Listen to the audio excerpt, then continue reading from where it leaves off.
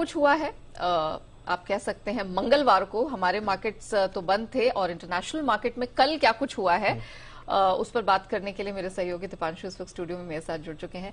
दीप, एक अच्छा खासा ब्रेक हमें मिल गया, लेकिन इंटरनेशनल मार्केट में जो एक्शन था वो रुका नहीं है।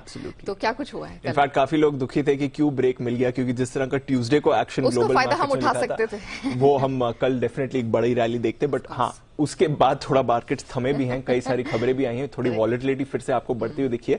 बट हाँ, उतने खराब संकेत नहीं है। जहां हम छोड़ के गए थे वहां से अगर अभी आप देखें तो थोड़े मिले जुले आपको संकेत दिखेंगे। आज भी इसलिए आप देख रहे हैं कि थोड़ा मिला जुला एक्शन है, बट ज्यादातर पॉजिटिव ही बाजार इस समय दिख रहे हैं। अब कल की अगर बात करें तो वैसे अगर आप कल की बात करें तो 2 दिनों की तेजी के बाद यूएस में ब्रेक लगा है। 1 पॉइंट पर तो भारी गिरावट भी दिखा रहे थे अमेरिकी बाजार, बट एंड ऑफ डे एक अच्छी रिकवरी भी दिखी। तो भरपूर वॉलेटिलिटी के साथ कल हमने देखा निचले स्तरों से 400 अंक सुधरकर डाउ सिर्फ 40 अंक नीचे बंद हुआ। पर हां, जिस तरह के एक्शन बन रहा था वो काफी वॉलेटाइल रहा। इवन एसएनपी और नैस्डैक की बात करें तो यहां पर भी इंट्राडे में तो एक बार के लिए 2.5% नैस्डैक फिसल चुका था, वहां से फिर रिकवर होकर मामूली गिरावट के साथ ही आपको बंद होते हुए दिखे बाजार। बॉन्ड यील्ड ये बढ़ रही है 3.6% पर पहुंचने के बाद अब 10 साल की यील्ड 3.7% पर आ गई, तो थोड़ा प्रेशर वहां से मिला है बाजार को। प्राइवेट पेरोल डेटा जो आया है यूएस का वो काफी मजबूत रहा है, तो लेबर मार्केट से अभी भी संकेत अच्छे हैं। दिख नहीं रहा है कि रेट कट्स का इंपैक्ट अभी तक आते हुए दिखा है, तो वो एक बाजार ने एक नेगेटिव की तरह लिया है कि इकोनॉमी अभी भी स्ट्रेंथ दिखा रही है और फेड के एक्शन का आप इंपैक्ट नहीं देख रहे हैं, तो शायद बाजार वहां से अभी भी थोड़े चिंतित हैं। साथ ही फेड की जो एक रीजनल प्रेसिडेंट है मैरी डेली, जिसके बारे में बग्गा साहब भी कई बार हमें बता चुके हैं, उनका कल बयान था और उन्होंने कहा है कि ये समझना कि फेड अब आगे जाकर थोड़ा अपना रुख कम कर सकता है या फिर पिवट के लिए तैयार है, जिसकी बातें चल रही हैं, ये गलत रहेगा। अभी तो न्यूट्रल रेट पर पहुंचने की हम तैयारी कर रहे हैं, इसके बाद भी फेड अभी अपने रेट्स बढ़ा सकता है। तो उसकी वजह से भी, उनकी कमेंट्री की वजह से भी हमने देखा कि थोड़ा बाजार पर असर पड़ा, बट एंड ऑफ डे हमने देखा अच्छी रिकवरी भी अमेरिकी बाजारों में आती हुई दिखी। आज साप्ताहिक बेरोजगारी के आंकड़े आएंगे, वैसे तो हम इसे ट्रैक करना बंद कर चुके थे, बट क्योंकि अब हम ट्रैक कर रहे हैं कि फेड का इंपैक्ट कहां कहां आ रहा है, तो ये इंपॉर्टेंट रहेगा। एंड कल ऑफ कोर्स जॉब्स डेटा इनका आने वाला है, जो काफी इंपॉर्टेंट रह सकता है। मंगलवार की बात करें तो एक बार फिर से हमने देखा मंडे के बाद मंगलवार को भी 3% अमेरिकी बाजार दौड़े हैं। तो नेट नेट जहां हम डाउ को छोड़ के गए थे वहां से अभी भी डाउ करीब 800 अंक ऊपर है, बट हां कल थोड़ी वॉलेटिलिटी जरूर आपको बनती हुई दिखी।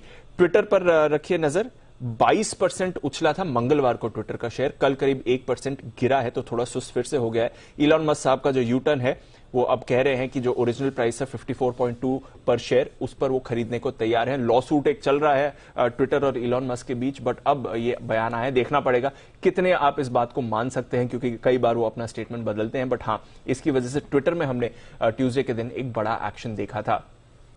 यूरोप की बात करें तो कल भी आधे से 1.5% फिसले हैं यूरोप के बाजार, वही जैसे ग्लोबल क्यूज थोड़े असर आते हुए दिखे, उसका इंपैक्ट यूरोप पर था। फिच ने यूके की रेटिंग का आउटलुक स्टेबल से नेगेटिव कर दिया है। एसएनपी ने ऑलरेडी ये पिछले हफ्ते किया था, उसके बाद फिच दूसरी रेटिंग एजेंसी है जिसने आउटलुक डाउनग्रेड करा है, और वो ये जो सरकार का स्पेंडिंग प्लान है उस पर आउटलुक डाउनग्रेड किया है कि फिस्कल लिमिट है नहीं या फिस्कल स्पेस नहीं है अभी यूके के पास इतना बड़ा स्पेंडिंग प्लान लाने की, तो कैसे सरकार मैनेज करेगी, उसके चिंता को लेकर ये डाउनग्रेड आया है, तो यहां पर भी रखनी पड़ेगी नजर।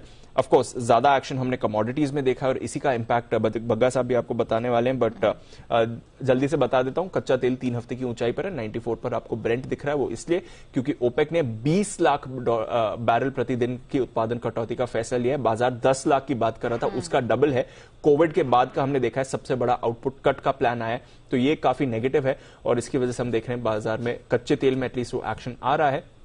इसके अलावा गोल्ड और सिल्वर दोनों में ही अच्छी तेजी देखी है, 1730 पर आपको गोल्ड दिख रहा है, और सिल्वर में भी बड़ा एक्शन है। बेस मेटल्स में भी बड़ा उछाल है, स्पेशली जिंक पर रखिए नजर। एक बड़ा प्रोड्यूसर ग्लेनकोर, उसने अपनी एक फैसिलिटी बंद करी है जिसका काफी बड़ा आउटपुट है, तो वो सारा इंपैक्ट आपको दिख रहा है। तो कमोडिटीज फिर से ऊपर आपको जाती हुई दिख रही है, डॉलर स्टेबल है और बाजार भी ठीक ठाक ही हैं। देखते हैं अब कल की वॉलेटिलिटी के बाद आज हमारे बाजार में कैसा एक्शन रहेगा। बिल्कुल, तो अब ये देखने वाली बात होगी कि फेड और दुनिया भर के सेंट्रल बैंक जिस चीज के लिए पुरजोर कोशिश कर रहे थे, ब्याज दरें बढ़ा रहे थे, अगर वो मसला हल होता हुआ नहीं दिखता है तो फाइनली हमारे मार्केट्स में रिएक्शन कैसा होगा। शुक्रिया दीप, वो पूरी डिटेल्स रखने के लिए।